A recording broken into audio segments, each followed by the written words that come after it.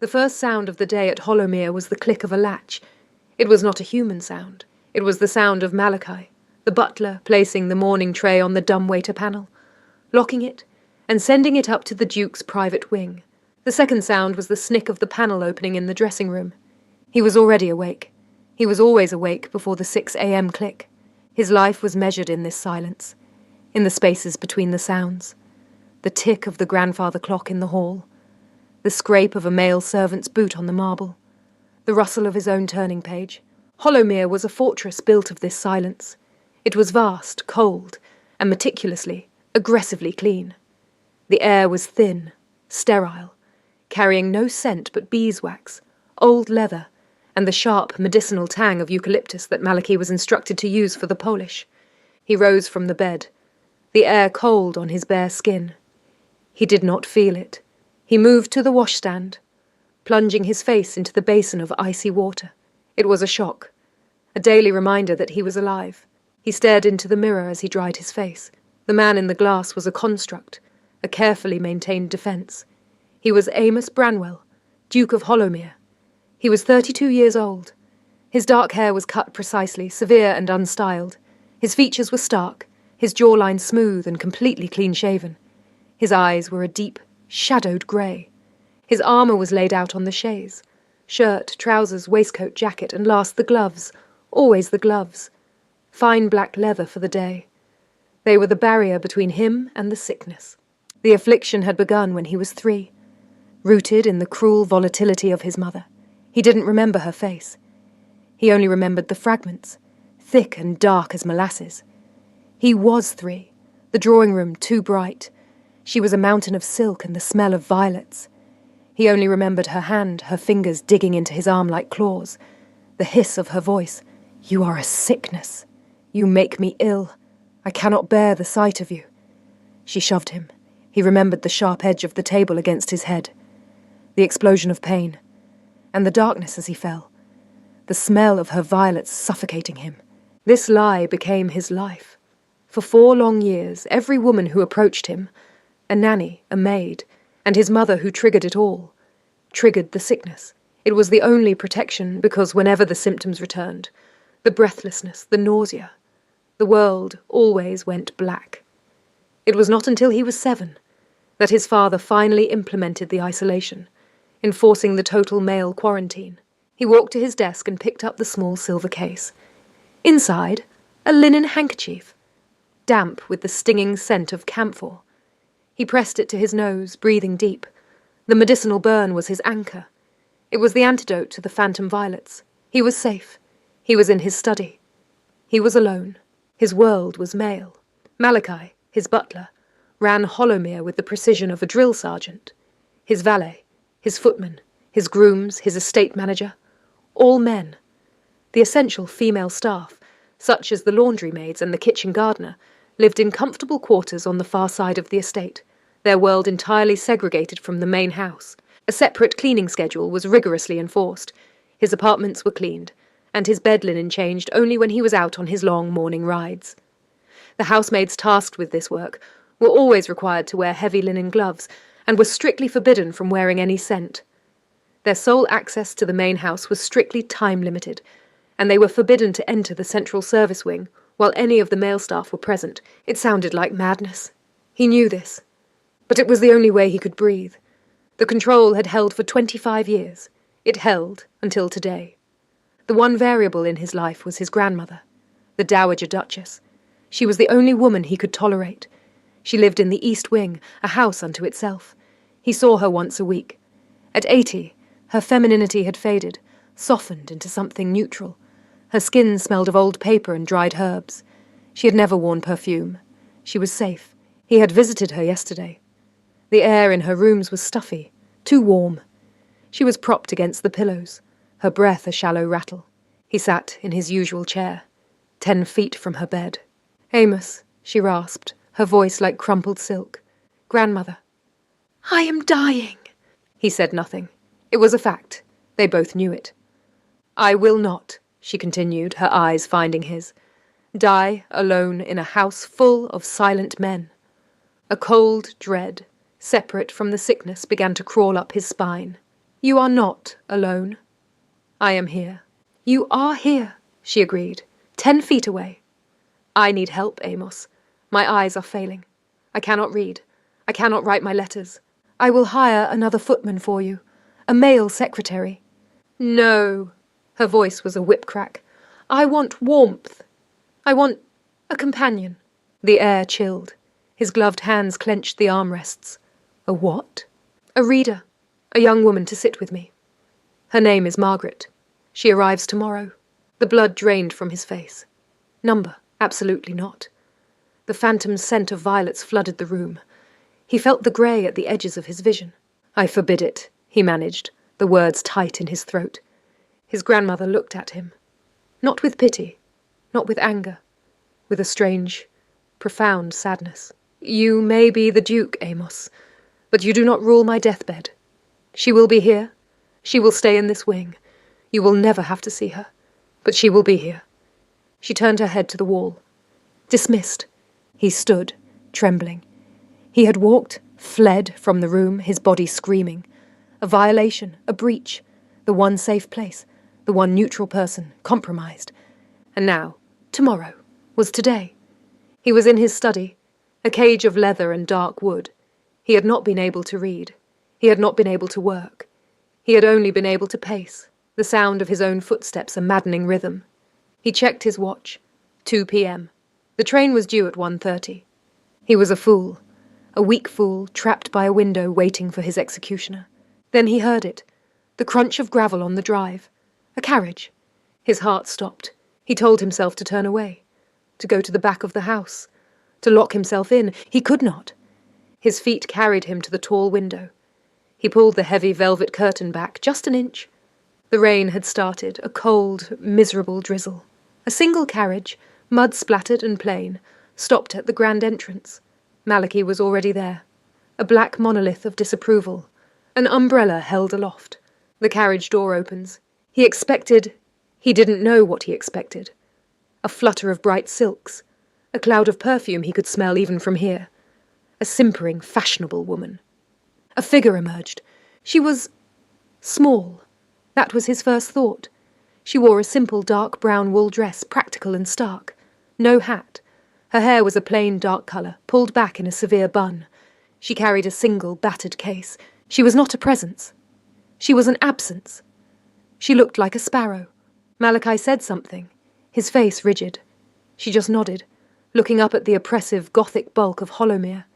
And then she looked up, directly at Amos's window. He recoiled. He dropped the curtain, stumbling back until his shoulders hit the bookshelf. He saw his reflection in the glass of the bookcase. His stark, pale features, the terror in his deep grey eyes. She had looked at him, and she hadn't flinched. She hadn't simpered. She hadn't looked away. She had just looked. The sickness was here. It was real. It wasn't a phantom. His chest was tightening. He clawed for the silver case, fumbling it, dropping it. The handkerchief spilled onto the carpet. He snatched it up, pressing it to his face, inhaling the blessed burning camphor. Breathe, breathe. A woman was in his house. A woman was breathing his air. This was not a companion. This was an invasion. And she was downstairs. Margaret's boots sank into the wet gravel. The sound a dull crunch that seemed to be instantly devoured by the oppressive grey mist. She stood with her single battered case in hand, looking up at Hollowmere. It was not a house. It was a cliff face carved into the shape of a nightmare. Rain, thin and cold, plastered a strand of her plain brown hair to her cheek. She did not brush it away. She was not here to be comfortable. She was here to be invisible. The butler, Malachi, a man who looked as though he'd been carved from the same granite as the house, held an umbrella over her. It was a gesture of duty, not welcome. "Miss Margaret, I presume," he said. His voice was a low, funereal rumble. "I am Malachi." "Mr. Malachi," she nodded, her voice steady. He began walking, and she followed. As she moved, she glanced up, drawn by some instinct. In a tall, dark window on the second floor, a shape, a pale face, stark white against the gloom. A man, his features a blur of sharp angles. He was gone in a second, the curtain falling back into place, but the image of his eyes, or what she thought were his eyes, remained. They looked hunted. She filed the image away. This was a house of secrets, and her survival depended on not prying into them. Malachi pulled open the massive oak door, and the house inhaled her. The silence was the first thing she noticed. It was not a peaceful silence. It was a thick, heavy, suffocating blanket. The grand entrance hall was a cavern of marble and dark wood, empty of life. There were no flowers, no portraits of women, no hint of a feminine touch. The only scent was the stinging, medicinal smell of eucalyptus. So strong it made her eyes water. It smelled like a sanatorium. "This way, miss," Malachi commanded. He led her across the echoing marble, his footsteps precise, hers a soft, hurried counterpoint. She saw no one. No bustling maids, no footmen polishing silver. Just the echoing void and the rows of dark, closed doors. It was a house holding its breath. "Where are the other staff, Mr. Malachi?" she asked, unable to help herself. Malachi did not turn. "The indoor household staff you will encounter are male, miss. The few female staff required on the estate reside in the dedicated quarters near the laundry house. Their work is segregated, and their duties do not bring them into the main house during the Duke's waking hours." He led her through a labyrinth of cold corridors. The air grew colder as they moved. Finally, he stopped at a heavy door, distinct from the others. He produced a key. "This is the East Wing, miss, the Dowager Duchess's apartments. Your world is here. You are the first woman permitted to reside within the main structure of Hollowmere in decades. You are not, under any circumstances, to leave this wing." He paused, and for the first time, he turned to face her. His eyes were dark and humourless. "I must be clear, as this concerns His Grace's health." "His Grace, the Duke?" "Amos Branwell. He suffers from a severe, lifelong affliction, a physical allergy of the most violent nature to the female presence. Your presence," he stated, as if she were a carrier of plague. "Your scent, your proximity. It is a danger to him. He has not allowed a woman near him in 25 years. His grandmother's wish is a great and terrible strain. You will remain in this wing. You will not enter the central house or the service wing. If you are seen outside of these apartments, you will be dismissed. Am I understood?" Margaret felt a chill that had nothing to do with the rain. Allergic. It was madness. But the butler's grave, absolute conviction was terrifying. She wasn't just an employee. She was a contagion. "I understand," she said, her voice small but firm. "Good." He unlocked the door and pushed it open, revealing a hallway that, unlike the rest of the house, was carpeted. The air was warmer here. "The Dowager is expecting you." He did not enter. He simply handed her the key, and with a final, warning glance, he turned and walked away. The sound of his footsteps receded, leaving her in a new, less oppressive silence. She picked up her bag and walked into the East Wing. She found the Dowager in a cluttered, overwarm sitting room. It was the only room in Hollowmere that looked lived in. Books were piled on tables, shawls were draped over chairs, and a small, crackling fire fought against the gloom. The Dowager Duchess was a tiny, frail creature lost in a mountain of pillows, but her eyes were bright and sharp. "So," the old woman rasped, "you are the one. Margaret, you are plainer than I'd hoped." "I am, Your Grace," Margaret said, unfazed. "It makes me a better reader. Less to distract the eye." A dry, papery laugh escaped the Dowager. "Good. I like that. I don't need a beauty. I need a voice, and I need loyalty. That man, Malachi, he's a tombstone. Did he warn you about my grandson?" "He did, Your Grace. He said, 'The Duke is allergic.'" The Dowager snorted, a surprisingly vigorous sound. "Allergic? Yes, that's the word they've used for 30 years. It's a lie, girl. A convenient, cruel lie." She motioned Margaret closer. "He is not allergic to you. He is allergic to fear. His mother, my daughter-in-law, was a monster dressed in silk. She broke him when he was 3, told him he was a sickness. And this house, this dreadful, silent house, has indulged his terror ever since." She paused, catching her breath. "He is a prisoner, child. And he has made this house his cell. But you are not his concern. You are mine. Your world is here. With me.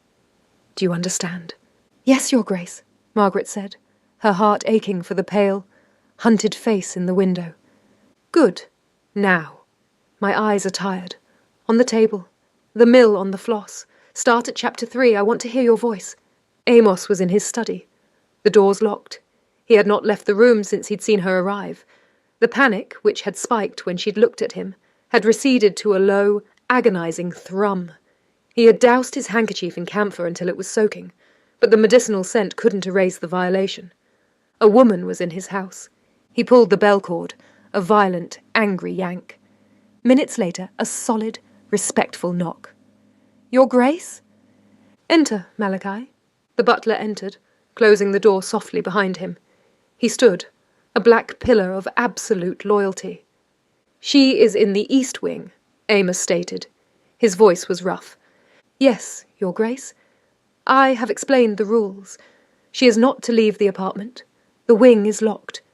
It is not enough. The proximity is a constant threat. Ensure all footmen are aware she is never to be served directly. Her food must be handled by the men and left for her to collect at the East Wing door." "That has been implemented, Your Grace. Chef Klaus is preparing the trays." "And the linen. I want absolute separation. The female staff at the laundry house must be explicitly warned that any linen from the East Wing is to be treated as contaminated and handled separately from my own garments. I want no trace of her in the main house's atmosphere." "It will be so, Your Grace." Malachi left. The click of the latch final. Amos was alone again. He was safe. The boundaries were re-established. The fortress was secure. He let out a long, shuddering breath, pressing his forehead against the cold glass of the window. The rain lashed against it. He was in control. He sat at his desk, forcing himself to work. He lost himself in the columns for hours, the silence of the house wrapping around him once more. The sun set. The house grew darker. He did not light a lamp. And then he heard it. It was impossibly faint. A vibration, more than a sound. He froze, quill hovering over the page. It was a voice. A woman's voice. It was a low, clear, steady murmur. It was coming from the East Wing, through the stone, through the locked doors, a violation of his fortress. She was reading. His heart began to pound. Amos did not sleep. He sat in the wing-back chair by the fireplace, the cold ashes mirroring the stillness of his spirit. He had abandoned his desk, his ledgers, the whole sterile pretense of normal work. He had spent the remaining hours of the night in the shadows, waiting for the silence of the house to reassure him. It didn't. The silence of Hollowmere had always been a neutral space, an antidote.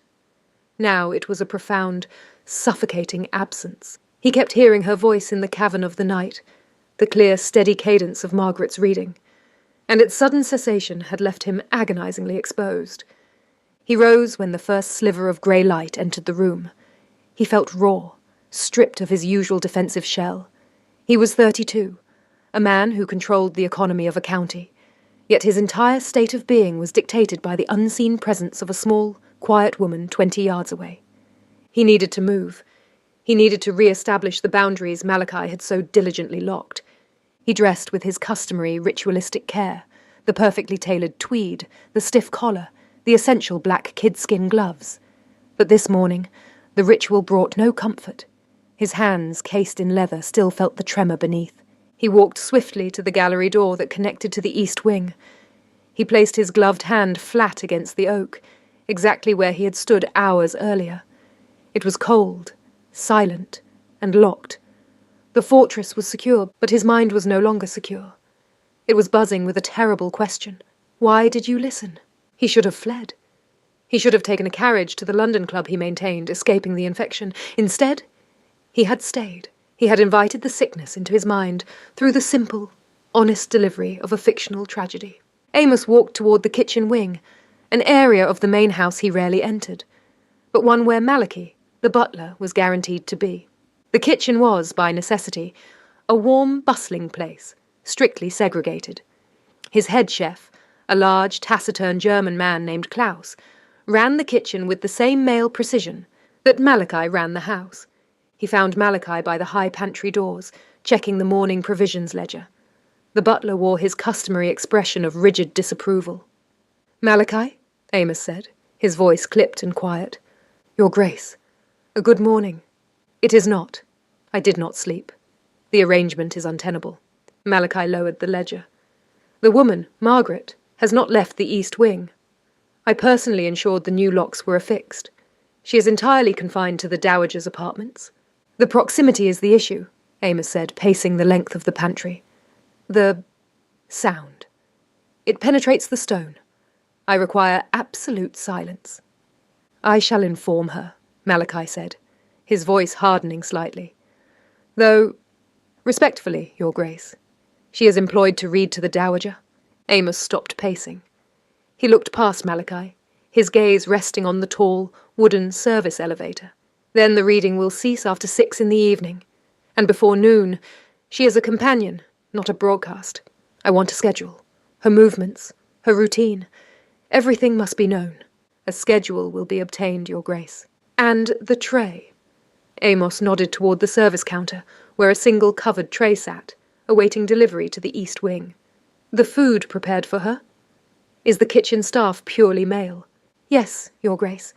Chef Klaus, the kitchen boy, and the scullery man are currently the only staff in this wing, as you ordered.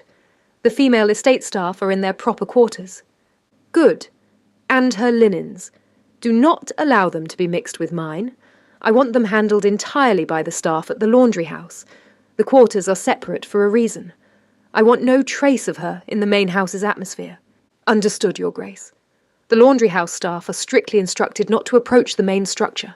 Amos let out a slow, tight breath. Control. This was control. This was breathing. The grounds, Amos continued, the desire to contain her growing into an obsession. She has access to the Dowager's private garden. I assume it is walled. It is, Your Grace. 10 feet of stone. No visibility. I want the key to that garden. I want her restricted to the rooms. She is not to be given access to the air outside the East Wing. The less space she occupies, the less of a threat she is. Malachi hesitated, a rare sign of discomfort. Your Grace, that is severe. The Dowager is ill. The girl will require air. I require survival, Malachi. Amos turned, his pale face suddenly close to the butler's, his eyes intense and desperate. You do not understand the stakes. You saw my mother. You saw what happened. The lie keeps me alive. She's not to be given liberties. Malachi bowed his head, accepting the dark truth of the house. I shall retrieve the key immediately, Your Grace. Amos watched the butler walk away. He had done what was necessary. He had tightened the boundaries. He was safe. But as he stood alone in the cool, eucalyptus-scented corridor, the sharp scent of camphor suddenly felt like a lie. It was a defense against a phantom. The real threat was not a smell. The real threat was the simple, undeniable fact that when she spoke, he had not collapsed. He had felt fear, yes, but beneath it, a fleeting, dangerous flicker of something else. Curiosity. He retreated to his study.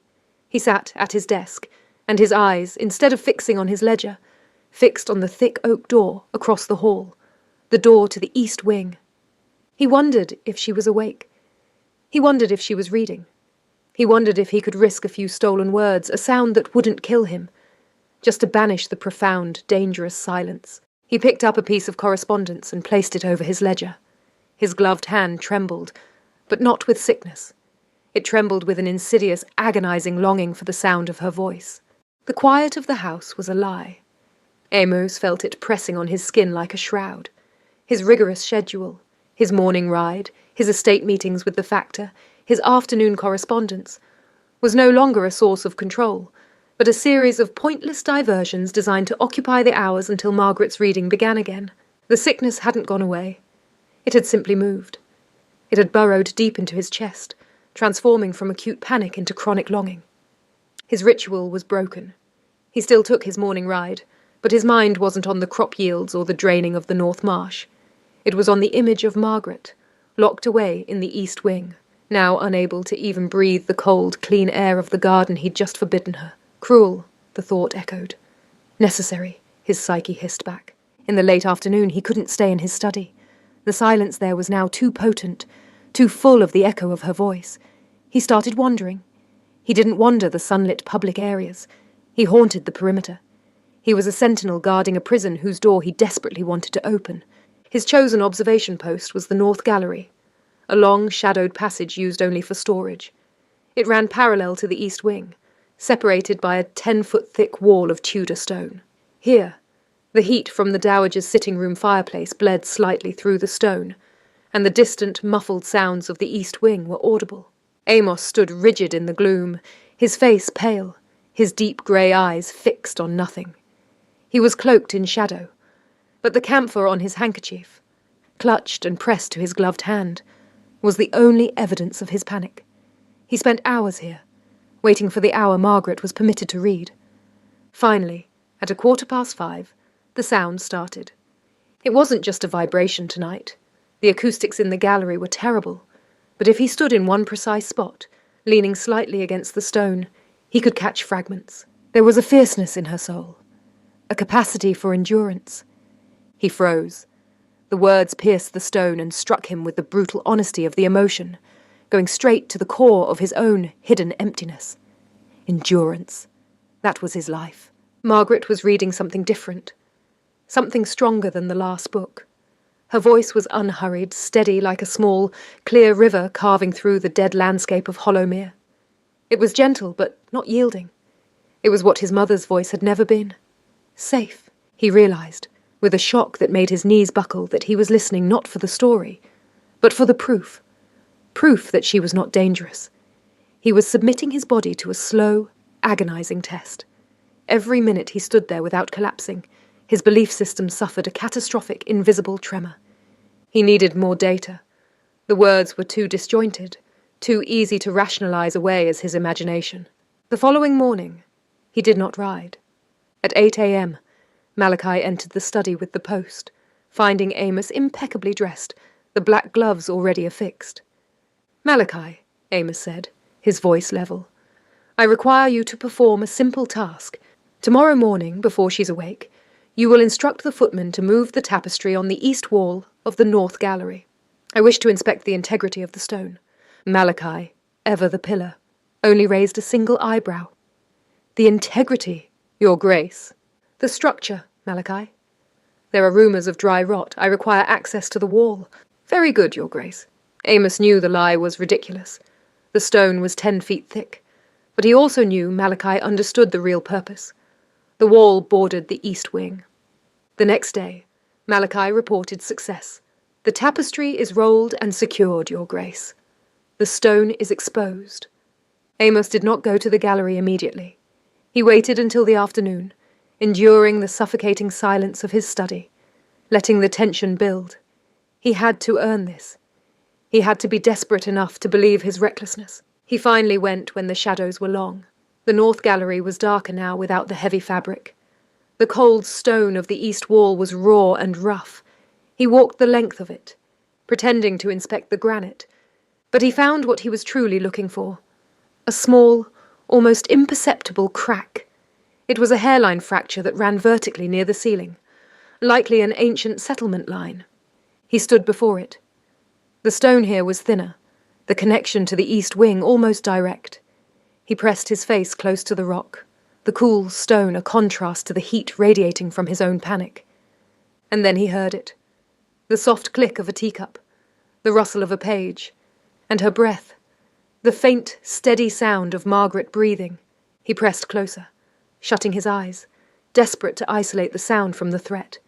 He wasn't smelling violets. He was smelling the faintest trace of wood smoke from the east wing fire, and beneath it, something clean, simple, the faint, non-chemical scent of laundry soap and paper. He felt the familiar contraction in his chest, but it was muted, distracted. The fear was fighting the curiosity, and the curiosity was winning by fractions. He was not allergic to this woman. He was allergic to his past, and Margaret was the quiet, steady sound of a present that refused to break him. He pulled his head away, his heart pounding a frantic rhythm against the exposed stone. He retreated to the deepest shadow of the gallery, his body shuddering with the relief and the terror of his discovery. He now had a listening post. He had a hairline fracture in his fortress, and he knew, with chilling certainty, that he would be back tomorrow. He had to hear her speak the words. He had to understand what she carried that made her, uniquely, the one woman he had not fainted from. The crack in the north gallery wall became Amos's addiction.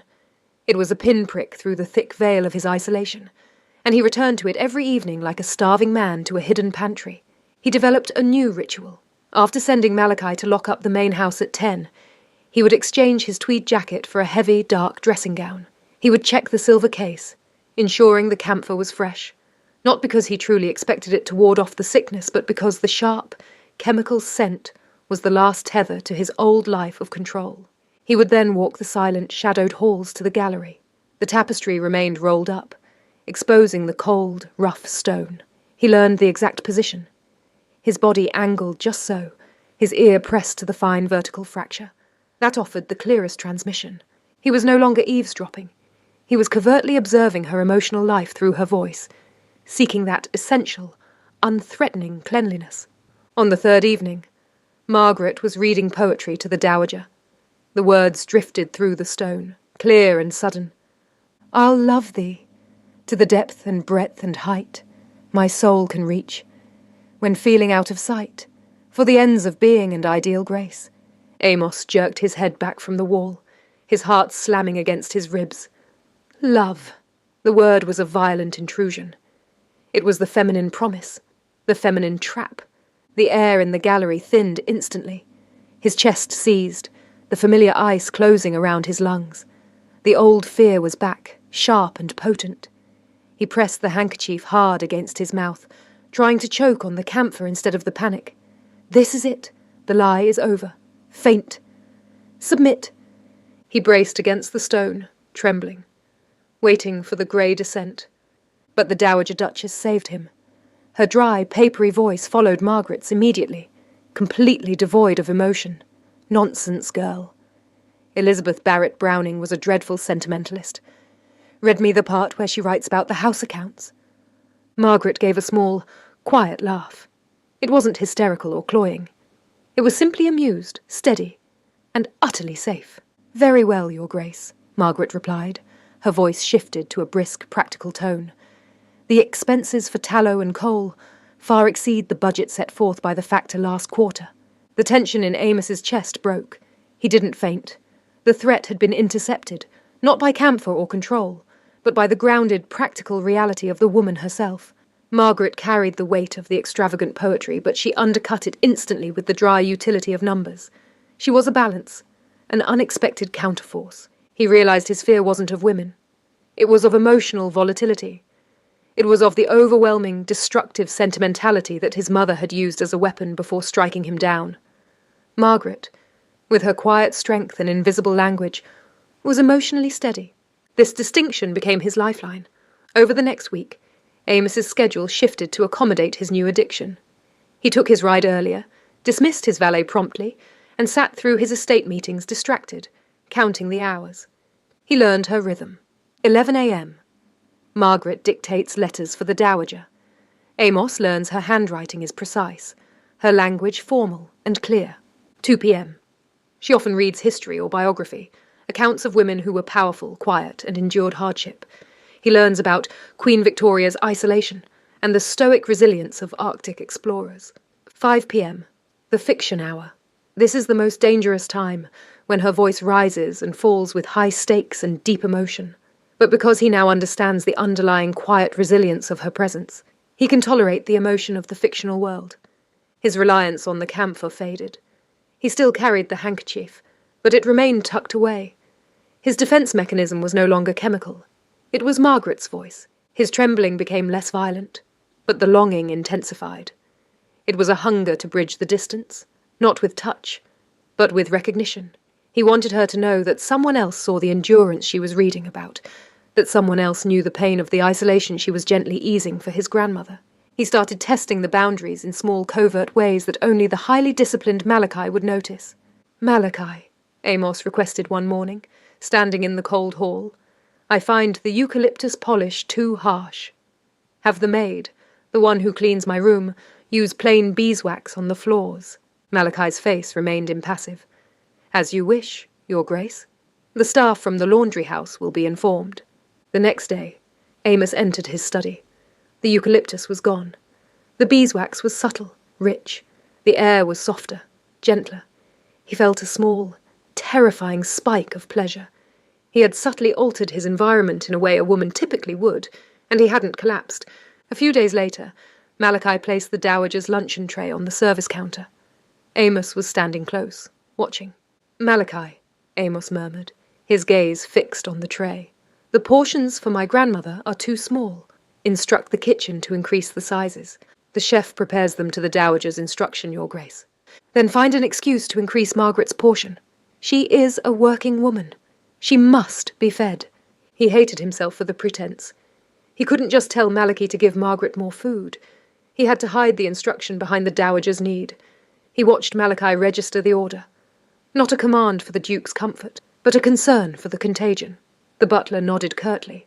Amos was using the walls, the staff, and the rules of the house to manage an intimate communication he could not admit to.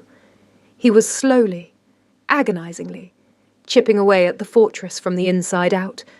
His fear was retreating, leaving behind a vast, dark chamber ready to be filled with something new, something that felt terrifyingly like longing.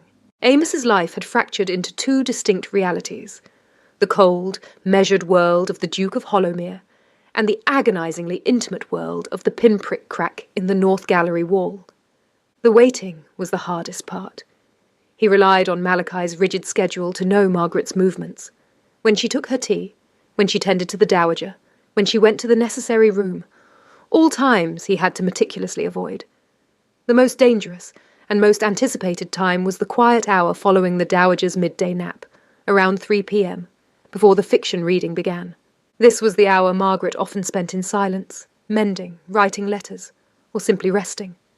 This was the hour Amos needed for his covert observation. He entered the gallery, his heart tight in his chest. Today his gloves felt less like armour and more like a cruel physical reminder of the barrier that separated him from a simple, shared silence. He leaned in, his ear pressed to the stone fracture. He heard the familiar rustle of fabric, the soft scratch of a pen on paper. He stood there, absorbing the clean, non-threatening sounds, the silence around them amplifying their reality. He was a creature starving for simple proof of harmless femininity. Suddenly, the rustling ceased. He heard a tiny, soft sound like a sigh, and then a sound that made every muscle in his body lock. Margaret wept. It was not a hysterical sound. There was no theatrical wailing, no gasping for air. It was the quiet, brutal sound of exhausted sorrow. A single, choked sob, instantly stifled, followed by a series of shallow, careful breaths, the kind of breathing a person uses when they are desperately trying not to be heard. Amos recoiled from the wall as if he'd been struck. The sickness hit him instantly, but it was inverted. It wasn't the suffocating chemical terror of violet perfume. It was a profound, suffocating grief. He staggered back into the darkness of the gallery, hitting his shoulder on the bare, cold stone. He clutched the lapel of his coat, gasping for breath, the phantom violets momentarily pushed aside by the sheer, unadulterated pain of her sorrow. His terror was complete. Her quiet grief was a perfect mirror of his own. Long, stifled trauma. The mother who had broken him had used cruelty and theatrical emotion. Margaret, who threatened to heal him, used honesty and silent pain. His mind screamed, "Flee! She is not safe. She contains the capacity for deep, destructive feeling." But he stayed. His feet were rooted to the floor of the gallery. He heard her take a deep, shaky breath, followed by a long silence, and then the steady, faint scratch of her pen resuming on paper. She had contained it. She had mastered her own sorrow. Amos stayed until the sound of the dowager's bell for afternoon tea pulled Margaret from her silence. He stumbled back to his study, his entire body convulsing. He didn't lock the door. He didn't care. He ripped off his gloves, throwing them onto the floor, an act of symbolic violence against the very thing that had failed to protect him. He ran his hand over his face, his sharp features tight with distress. She was not allergic to women. He was allergic to vulnerability. And Margaret, by showing her own quiet sorrow, had exposed his. He rang the bell pull, hard. Malachi arrived within seconds, his face confirming the gravity of the Duke's state. He found Amos not pacing, but standing rigid by the fireplace, his gloves discarded on the carpet. "Your Grace," Malachi said softly, the nearest he ever got to concern. "Are you unwell?" "The governess," Amos managed, his voice a low, raw whisper. "I must see her." Malachi's composure cracked. His eyes widened slightly. Your Grace, that is utterly forbidden. It is a risk you cannot take. I am not giving you a choice, Malachi. I must speak to her. Now.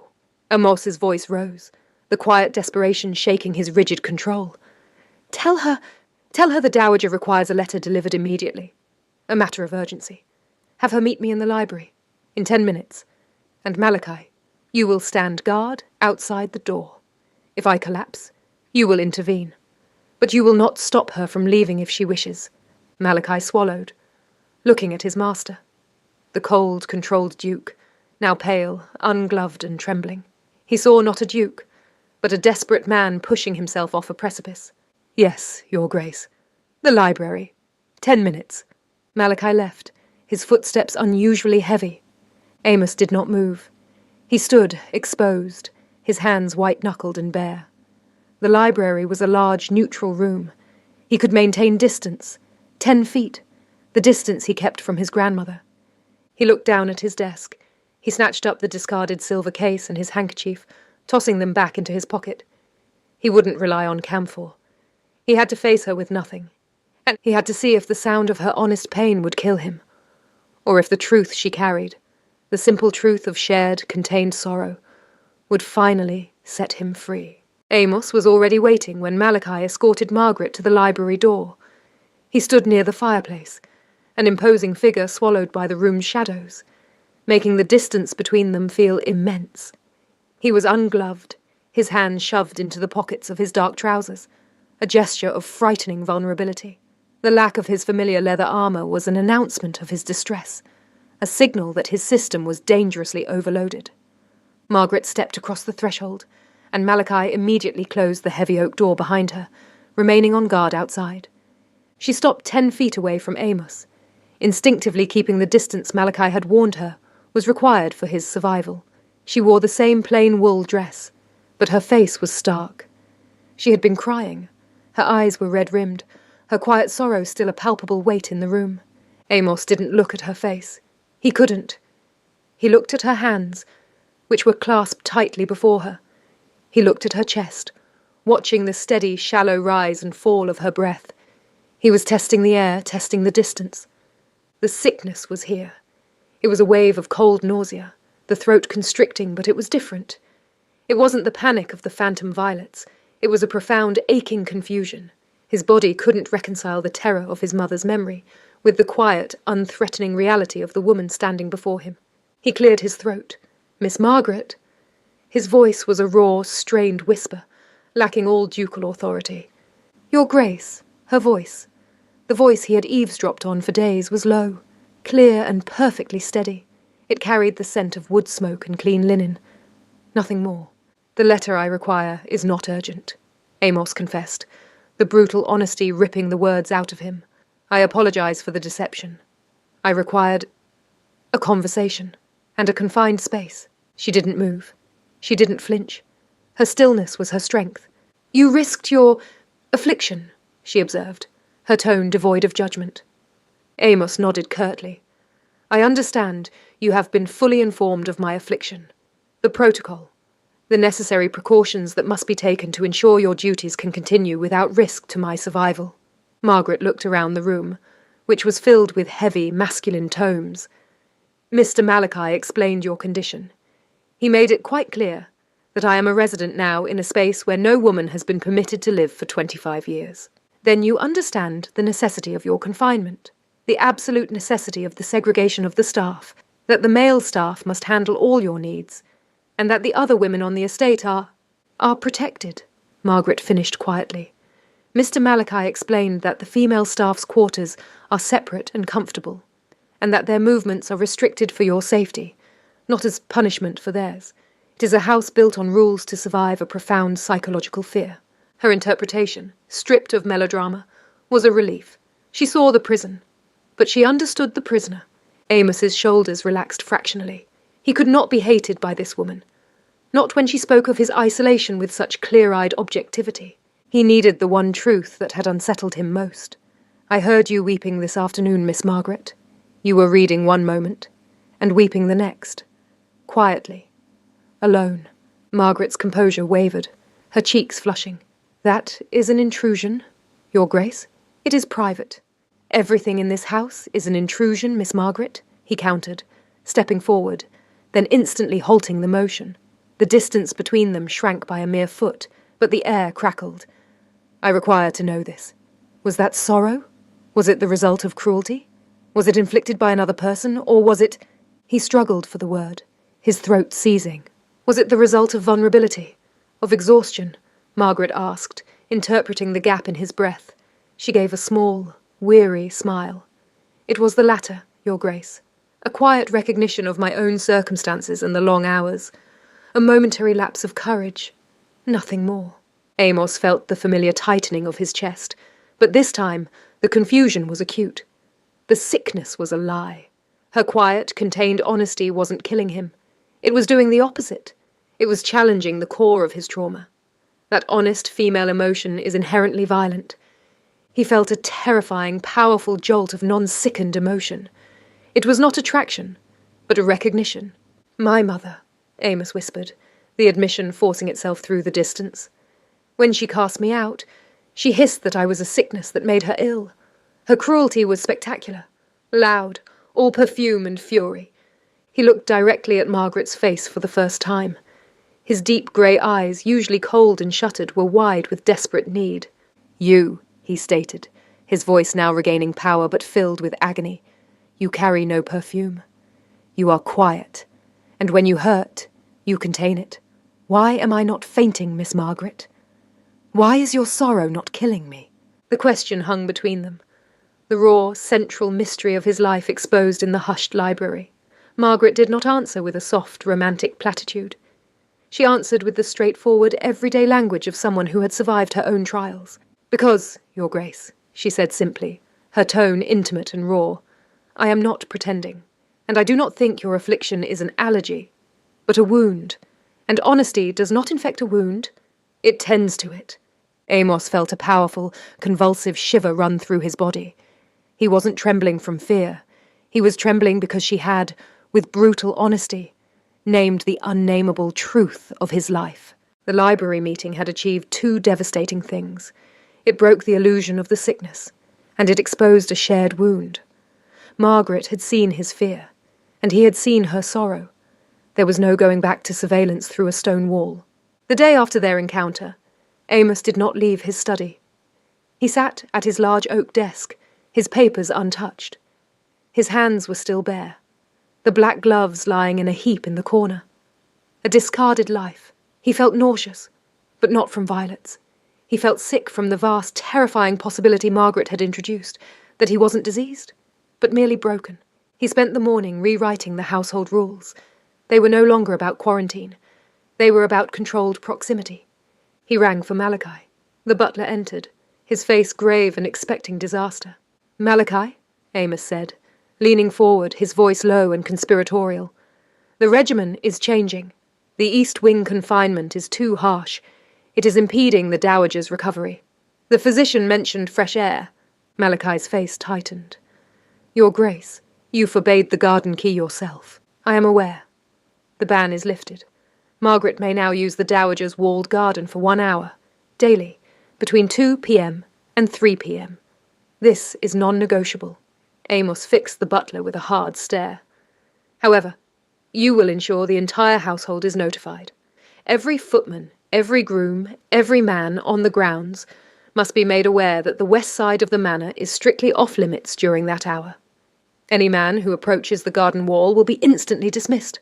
The privacy is ensured, Your Grace, but this is a change to your own schedule. My schedule, Amos said, picking up a dull piece of slate and crushing it in his ungloved hand, is flexible.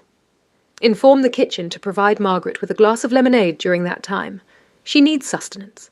He dismissed Malachi before the butler could question the sudden, precise detail of a governess's hydration.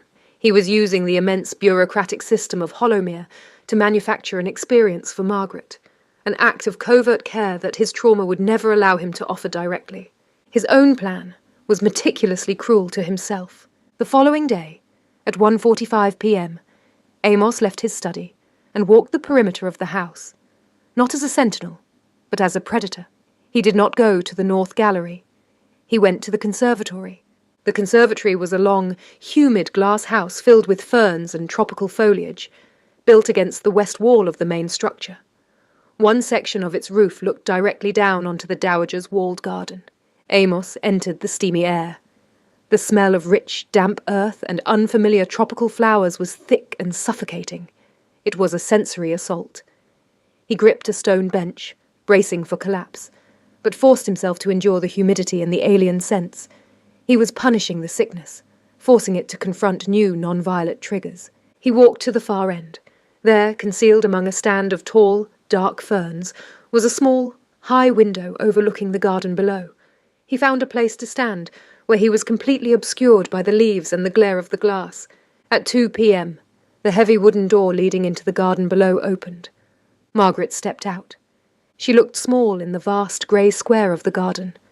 She took a deep, visible breath of the cold, clean moor air. The air he had cruelly denied her days earlier. She looked up at the grey sky, closing her eyes for a long moment, simply absorbing the space. Amos watched her. He was close enough to see the detail of her face, the way the thin light caught the dark colour of her hair. He was closer to a woman than he had been in 25 years, separated only by a sheet of glass and the distance of 3 stories. His chest was tight, his hands damp with sweat, but he was seeing her, not hearing a voice through a crack, but seeing the quiet strength she possessed.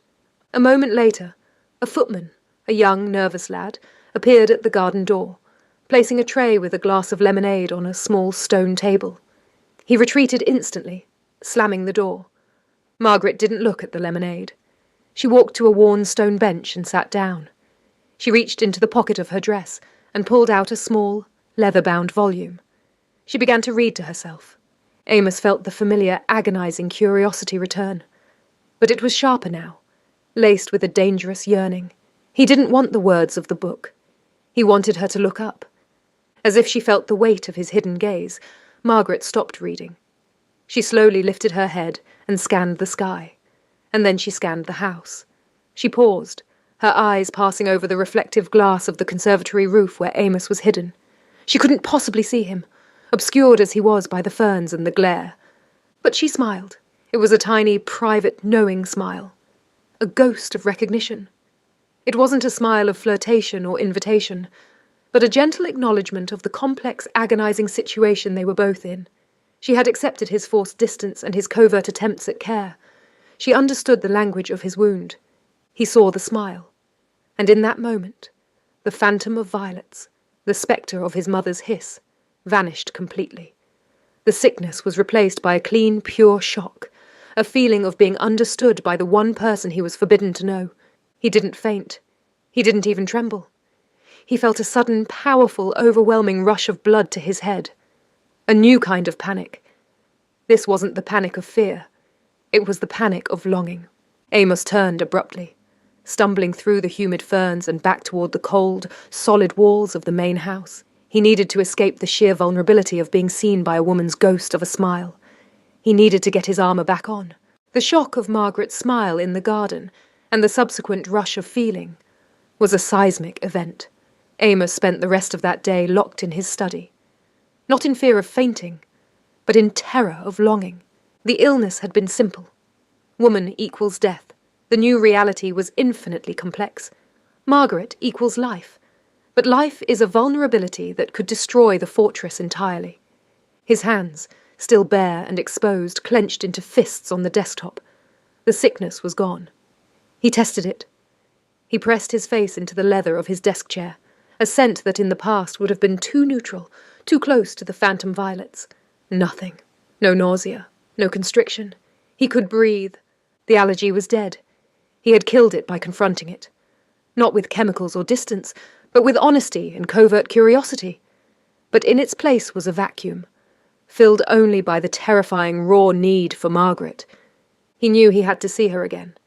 And this time, the encounter had to be less about survival and more about truth. He rang for Malachi that evening, his voice startlingly calm. "Malachi," Amos said, standing by the fireplace, the glow catching the intense expression in his deep grey eyes. "My grandmother has requested a late dinner tonight. I will be joining her in the East Wing. Malachi, the rock of Hollowmere, finally betrayed a deep, weary alarm. Your Grace, that is inadvisable. The Dowager dines at 8 p.m. That is several hours after Margaret's duties cease. She will be there. I am aware, Amos replied. And you will ensure she remains there. I will not have my grandmother eating alone. Her companion will sit with her. Malachi looked at the Duke's bare hands, then at his fiercely controlled face. He didn't argue the medical risk. He understood the command was psychological. I will inform the cook, Your Grace. The meal will be prepared in 2 hours. The 2 hours were an agony of ritualistic preparations. Amos didn't dress for dinner. He dressed for war. The tweed was replaced by severe black, cut close to his frame. He did not put on his gloves. He left his silver camphor case on his desk. He was going in without armour.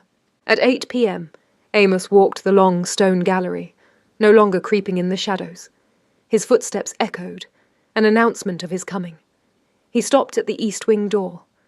Malachi was waiting there, a black silhouette. Your Grace, the Dowager and Miss Margaret are prepared. Amos merely nodded. He pushed the heavy door open and walked in. The Dowager's sitting room was exactly as before, cluttered, warm, and firelit. The table was set for 3. The air smelled of roasted fowl, warm bread, and the soft, dry scent of his grandmother. Margaret sat next to the Dowager, dressed in the same plain wool, her hands folded in her lap. Amos stopped just inside the room, setting his distance, 10 feet. The distance of survival. Amos, the Dowager rasped with delight. You have graced us. Margaret, this is my reckless grandson. Margaret rose immediately, her movement quiet and respectful. She dipped a small curtsy, and her eyes, clear and steady, met his. There was no terror in them, only that familiar, devastating recognition. Your Grace, she murmured. Amos fought the sudden urge to grip the doorframe. He was seeing her entirely. The delicate curve of her neck, the quiet strength of her shoulders, the simple truth of her presence. The nausea was gone. The world was vividly, dangerously real. He then moved to his chair, exactly 10 feet across the table from Margaret, after leaning to kiss his grandmother's cheek. The dinner was a slow, agonizing education for Amos. He watched Margaret. She was attentive to the Dowager, cutting her food into tiny portions, refilling her water, speaking only when spoken to. Read, girl, the Dowager commanded halfway through the meal. The silence is stifling. Amos is an utter bore. Margaret picked up a slim volume, a collected work of essays, and began to read an argument on agricultural reform. Her voice filled the room, not with emotion, but with reason.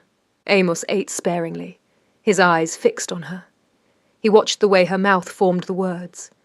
He realized he had been starving for 25 years, not for food, but for this sound, this presence, this quiet intellectual light. The Dowager fell asleep near 9:30 p.m., her hand resting on the book. Margaret gently withdrew the volume and placed it on the table. Amos and Margaret were left alone, separated by the wide table and the vast emotional distance of their lives. She is asleep, Amos stated, the words unnecessary. She is, Margaret replied, not moving. He looked at his hands, which were now perfectly steady.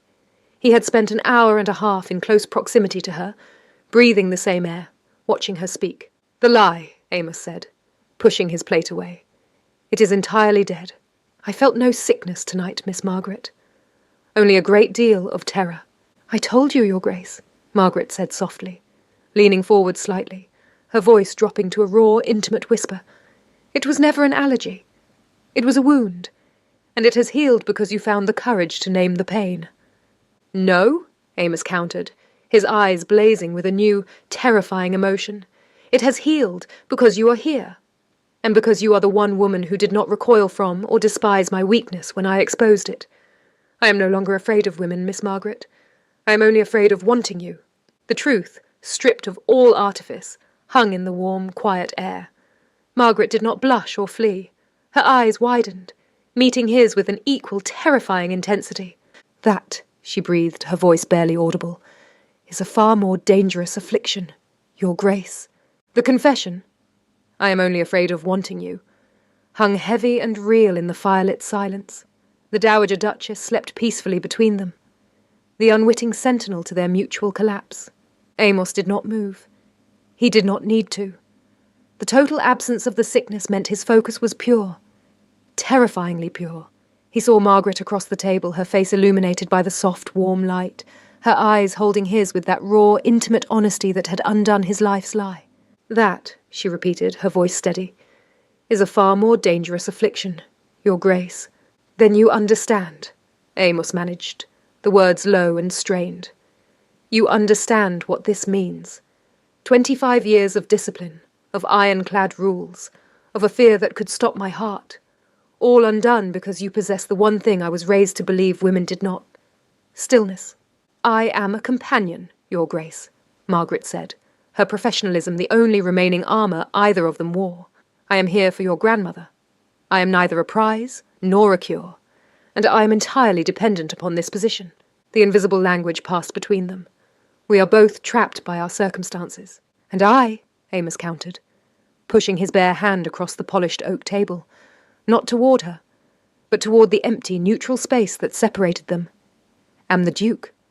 I am the prison master. I dictate the rules of this house. I can rewrite them all, but it will change nothing of the truth you have already named. I am afraid to love you." Margaret slowly, deliberately, reached out her hand and placed it on the table. She did not reach for his, stopping her fingertips exactly where his palm ended. It was a defiant, symbolic gesture that respected the physical boundary while obliterating the emotional one. "Fear, Your Grace," she said, her voice dropping lower, "is only half the wound. The other half is isolation. You must not confuse the cure with a change in employment. I cannot be your mistress. I cannot be your wife. Society would destroy us both for the scandal, but, more importantly, you would turn my safety into a new prison." She paused, taking a breath that made the quiet strength in her face soften into a profound vulnerability. "You need to learn that you can be near me, near honesty, without the fortress. Not because I am your possession, but because I am simply present. You must heal the wound completely, or you will only transfer your fear of fainting to a fear of losing me. That would be a far worse death." Amos looked at her hand, bare, simple, and steady, resting just inches from his. He looked at the stark contrast of her dark wool dress against the opulent background of his wealth. She saw through the Duke to the broken boy. She offered him not romance, but triage. He felt a deep, wrenching pain in his chest, a true emotional pain that had nothing to do with phantom violets. He knew she was right. If he forced her into a relationship now, he would destroy the very quality, her independence, her quiet strength that had cured him.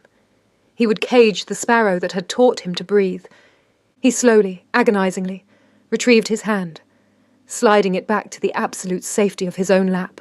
"The rules of the house," Amos whispered, his eyes still locked on hers, "will remain as they are for now. I will not compromise your position, Miss Margaret." "Thank you, Your Grace," she replied, her voice filled with relief and a strange sorrow for the distance he was choosing.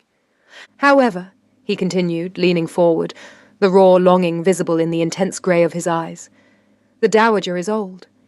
She requires constant reading.